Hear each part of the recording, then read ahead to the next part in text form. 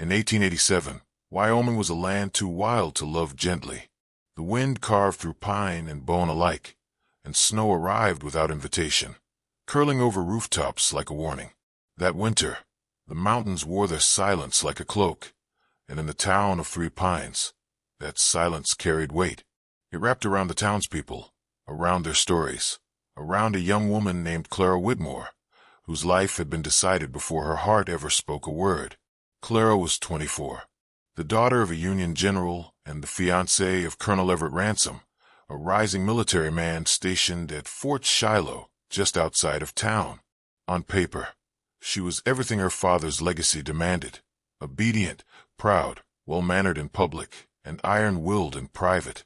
Her beauty was the quiet kind, chestnut hair pinned back with minimal fuss, blue eyes that hid storms behind polite stillness. She taught Sunday school, nursed the sick, wrote letters for widows who couldn't read, and waited for a wedding delayed again and again, for reasons wrapped in military reports and duty to country. Everyone said she was lucky. The colonel was strong, honorable, handsome in a way that inspired portraits. But sometimes, on especially cold mornings, Clara would catch her reflection in the frostbitten glass and see someone she didn't quite recognize, someone whose heart hadn't chosen. The first snowfall that November came earlier than expected. By dawn, the fields lay blanketed in white, save for the sharp, copper-red trail of blood cutting across Clara's backyard. She saw it from the kitchen window while boiling water for tea.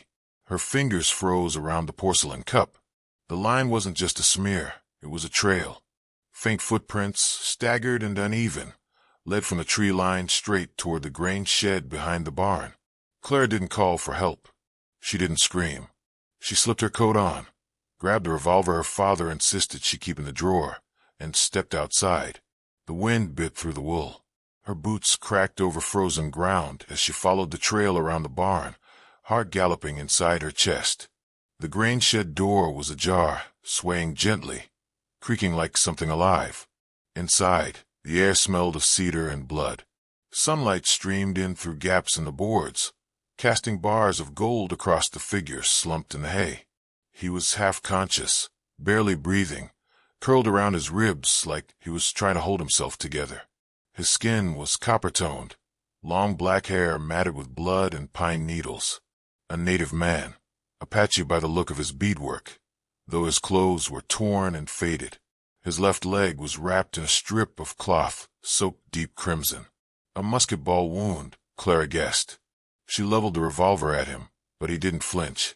He simply looked up, slowly, painfully, and met her gaze with dark, fevered eyes. Not pleading, not afraid, just watching. "Who are you?" she asked, though part of her didn't expect an answer. He said nothing. His lips moved, but it wasn't English. Clara's breath caught. Somewhere deep in her chest, a voice whispered, "He shouldn't be here. You should tell someone. This is dangerous." But another voice, quieter, stubborn one, rose up just as quickly. "He's alone. He's bleeding. And he's human." She didn't lower the gun. Not yet. But she stepped forward. "You'll freeze to death in here," she said softly, almost more to herself than to him. He blinked, sweat glistening on his brow despite the cold. His hand trembled as he reached into his coat, slowly, and pulled out a blood-stained pouch. He opened it, revealing a handful of black berries and dried roots. Clara understood. Medicine. He wasn't attacking. He was surviving. Still, a part of her wanted to run, to fetch the constable, to tell Everett, to let someone else make the decision. But her boots didn't move. Instead, she looked at the man bleeding on the floor of her grain shed, and saw not a threat, but a person in pain. She made her choice. Clara slipped the revolver back into her pocket and knelt in the straw. "Let me help you," she murmured. His brow furrowed. He didn't understand the words, but her tone said enough. She reached for the pouch, inspecting the roots. Willow bark, sage, enough to ease pain and fight fever. She had a better supply inside. A warm stove, bandages, broth. As she stood, he winced and tried to sit up. Instinct, pride, fear. She put a hand gently on his shoulder. No. Rest. I'll come back. Their eyes met again, and something passed between them. Not trust. Not yet. But something softer than fear. Clara returned to the house and boiled water. She gathered supplies in silence, heart pounding, fingers numb. Her thoughts danced like fireflies. What would Everett say? What if someone saw? But when she returned, arms full of mercy, the man was still there, waiting. The snow outside thickened. The wind howled through the trees. And inside the shed, two strangers began a story that neither of them could yet name, but that would change them both forever. Clara didn't sleep that night. The fire in her hearth died down, but her thoughts burned bright, each one flickering with worry, guilt, or something stranger, something warmer. Every hour, she found herself glancing toward the back fields, where snow now buried the trail of blood as though erasing the evidence. But the memory of his eyes remained dark, unreadable, yet somehow steady. He hadn't begged. He hadn't spoken. But he had trusted her, even in silence. By morning, she brought him warm broth and bandages. He was conscious now, feverish but aware. When she pushed the shed door open, he straightened slightly and winced. The wound in his thigh had reopened, staining the hay with fresh red. His jaw clenched when she knelt beside him, but he didn't push her away. She worked in silence, unwrapping the makeshift cloth and gently washing the dried blood. It wasn't the first wound she'd tended. During the influenza outbreak, she'd nursed children and minors alike, but none of them had looked at her like this man did, like she was neither threat nor savior, just a person, one he didn't yet understand. "Clara," she said softly, tapping her chest. He watched her hand, then her mouth. "Clara," she repeated. He nodded once. His voice came low and cracked. "Tarak." The word sat heavy between them, not just a name but a sign of truce, a bridge forming between opposite shores. When Clara returned to the house, her hands were shaking, not from fear exactly, from the knowledge that she'd crossed a line, not a legal one, at least not yet, but moral one, according to every soul in Three Pines. If anyone found out she was hiding an Apache man, feeding him, healing him, they'd call it treason. Worse, they'd call it betrayal. The posters had gone up 2 days earlier. A freight carriage, robbed just outside of Rawlins. One man killed, another wounded. The attackers were described only in terms the townsfolk had grown too comfortable using. Painted devils, wild savages, filthy redskins. No proof, no faces, just hatred handed down like inheritance. And yet Tarak had no weapon, no stolen goods, no horse, only a wound and that strange stillness that spoke louder than any alibi. Clara said nothing when her neighbor dropped by that afternoon, bringing early wedding gifts, a lace shawl, hand-stitched napkins. Mrs. Keene's voice was syrupy sweet, but her eyes scanned Clara's yard, pausing on the barn. "You've been keeping to yourself lately," she said. "Everything all right?" Clara smiled, lips tight. "Just trying to get through the snow. Everett's orders may arrive any day now." The lie came too easily. Her hands twisted in her apron strings. When the older woman finally left, Clara went back to the shed. Tarak was asleep. Fever still clung to him, and his breaths came in shallow waves. She sat on an upturned crate, watching the steam curl from the soup bowl in her lap. The barn creaked in the wind. Outside, the world kept turning. Inside, time had frozen, caught between duty and something unspoken. That evening, she overheard men at the general store talking in hard tones. A trail had been found north of the creek. Prints. Blood. One man swore he saw a figure running through the pines days ago, tall, fast, barefoot. Another joked that maybe Everett's got himself a warpath waiting to deal with. Clara stood behind the spice shelf, holding a tin of cinnamon she no longer needed, her breath shallow. She left without buying a thing. That night, she didn't light her lamps. She waited until the moon rose high, then crept back to the shed. Tarak stirred when she opened the door. She brought him a blanket this time. Her mother's, once part of a hope chest, never opened again after the war. She placed it around his shoulders, and he met her eyes, not with thanks, but with something gentler, A flicker of confusion, maybe. Or understanding. He touched his chest. Tarak. She nodded. I remember. He looked at her, hesitated, then reached slowly into the pouch tied at his waist. From it, he pulled something small and round, bone, polished and etched with symbols. A talisman of some kind. He held it out, palm open. She didn't take it. Not yet. I'm not afraid of you, she whispered, though part of her knew that wasn't entirely true. He said nothing, just closed his hand around the talisman and tucked it away again. Days passed. The wound improved. The fever broke. And with each silent hour between them, Clara realized something dangerous. She no longer wanted him to leave.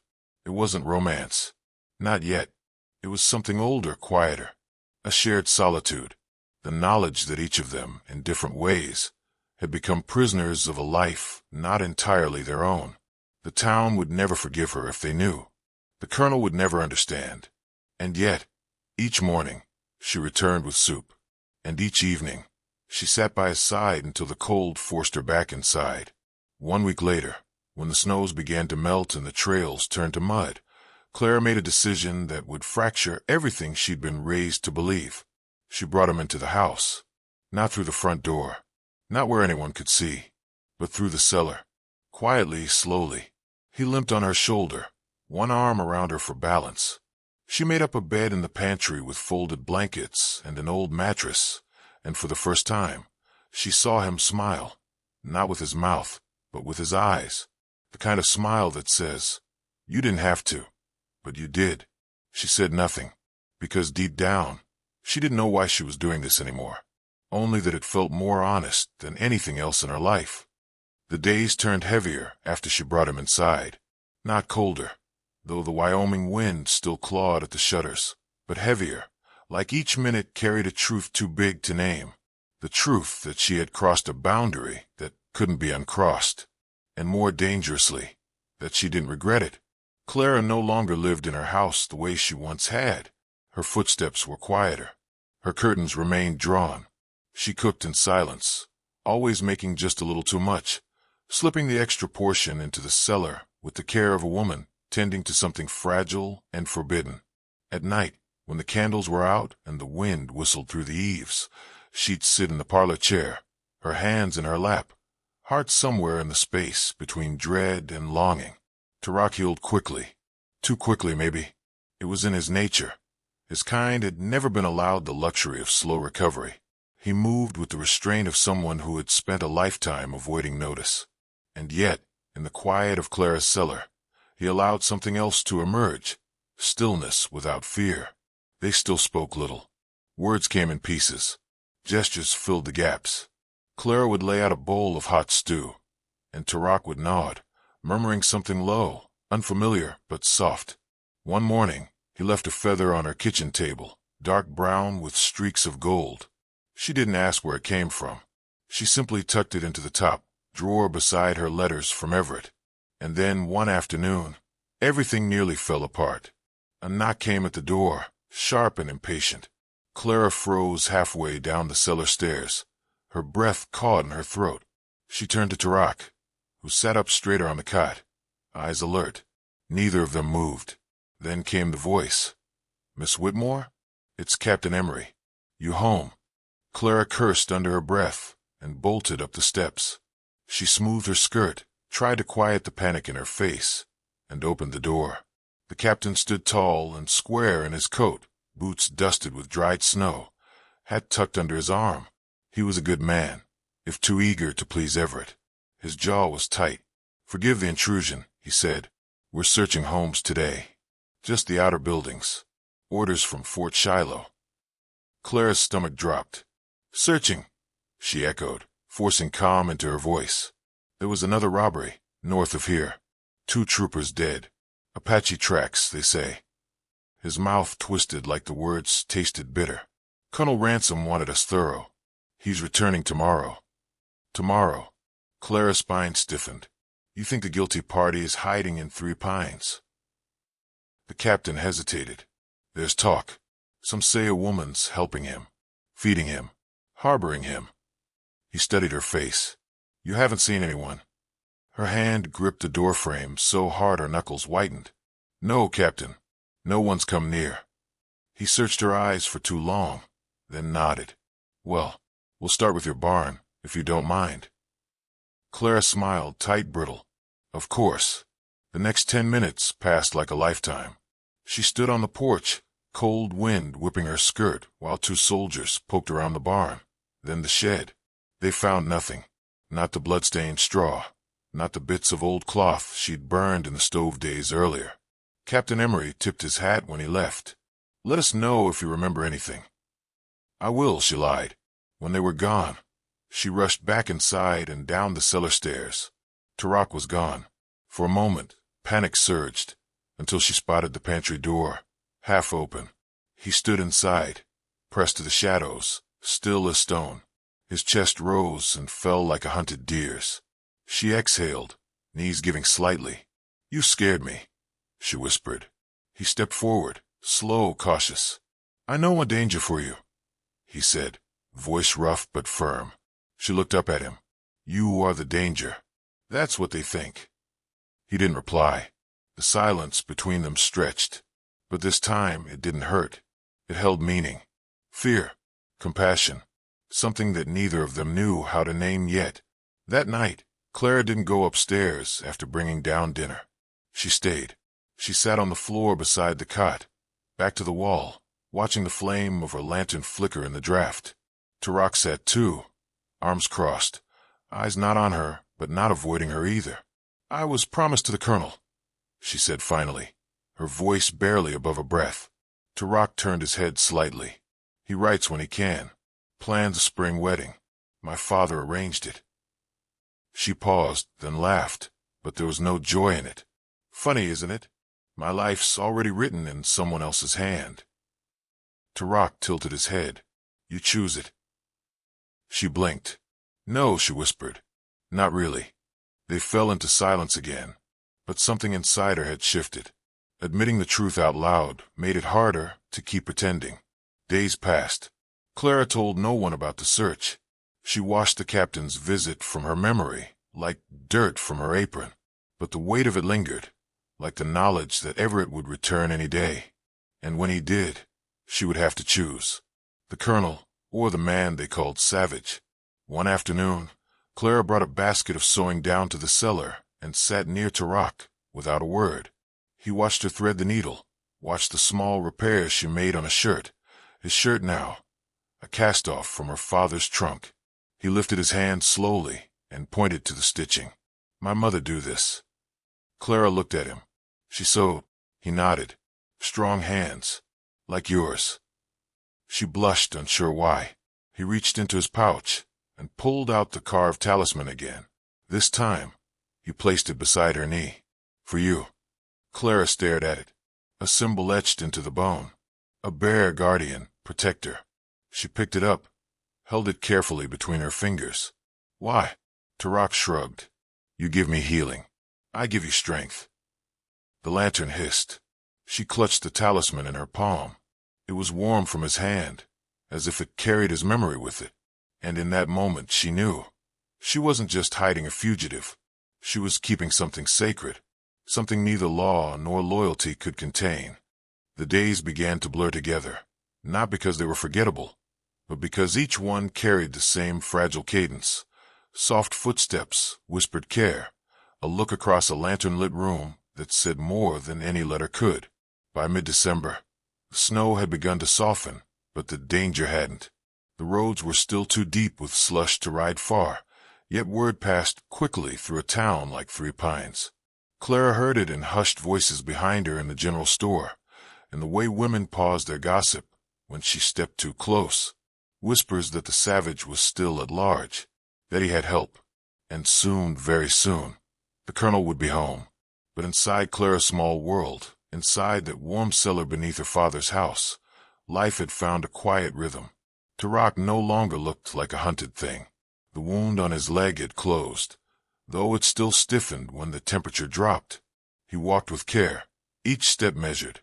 Sometimes he would limp to the edge of the cellar door and stand in the shadow, breathing in the scent of pine and cold and distant fire smoke. Then, Just as silently, he would return. He never asked to leave. Clara never told him to stay. Their understanding was wordless, a kind of shared trust forged from necessity, and something else neither dared speak aloud.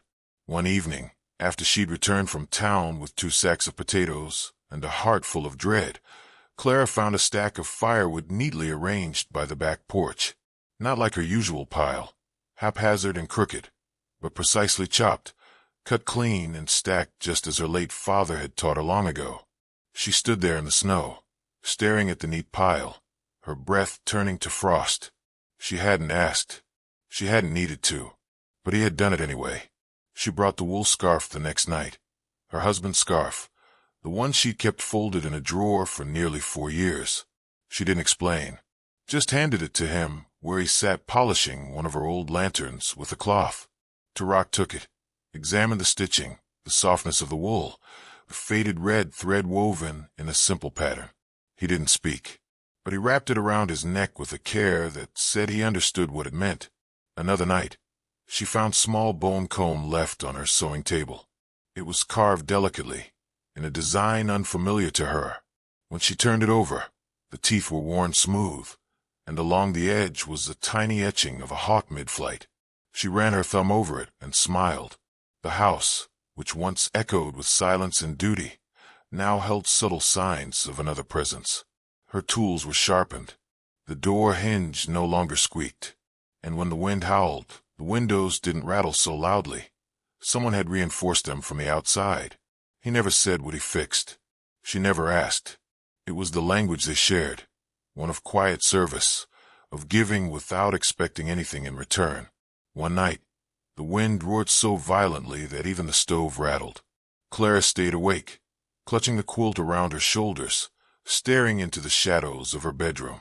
She thought about Everett, how he'd ride in, proud and polished, speaking in absolutes, how he'd expect her to smile, to stand at his side, to never speak of what she'd done. And what would she say if he asked her plainly that she had taken in the enemy, or that she'd stopped seeing him as one? The next morning, as she washed linens in the basin, Tarak entered the kitchen for the first time. He said nothing, just stood there in the doorway, bare feet silent on the wood floor, scarf wrapped tight around his neck. Clara didn't flinch. "You're not afraid anymore," he said. It wasn't a question. She looked up from the washboard, water dripping from her hands, and met his eyes. "I think I was only ever afraid of what people would say. Not of you." He nodded once, solemn. "I go soon," he said after a moment. "You have done enough." She swallowed hard.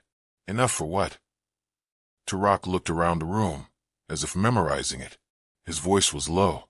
"You gave me breath when others wanted death." That silence returned, the same silence that had followed them since the shed. Only now, it felt like something sacred, like prayer. She turned back to the basin. "The scarf suits you." His mouth curved just slightly. "It is warm." In the days that followed, they spoke a little more. He told her about the sky in New Mexico, about sleeping near rivers where the stars looked close enough to touch. She told him about the time she was 12 and broke her wrist falling from a fence, and her mother scolded her while crying harder than she did. She spoke of Everett only once. "He means well," she said, sitting beside the fire with a needle in her hand. "But he doesn't see me. He sees an officer's daughter, a wife waiting to be shaped." Tarak stared at the flames. "That is not love." Clara didn't reply, but her fingers stilled on the fabric. That night, she couldn't sleep.